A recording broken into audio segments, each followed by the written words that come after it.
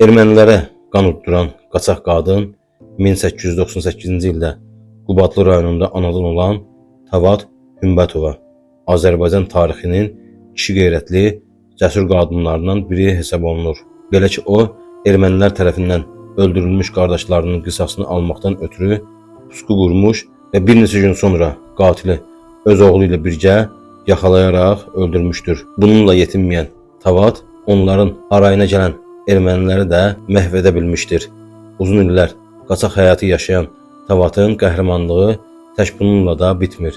Belə ki, onun nişanlısı toy ərəfəsində ermənilər tərəfindən öldürülmüşdür. Bundan hiddətlənən Tavad isə qatilin yaşadığı Dağ kəndinə hücum edərək nişanlısını öldürən Hamparsunu, 4 oğlunu və bu cinayətdə ələ olan digər şəxslərin hamısını güllələmişdir. 10 ildən çox qaçaqlıq həyatı yaşayan Tavad qaçaqlıqdan döndükdən sonra ölkənin idarə etmə strukturlarında çalışmağa başlamışdır. O, rayon icra komitəsinin sədri və hətta deputat vəzifəsinə qədər yüksəlmişdir.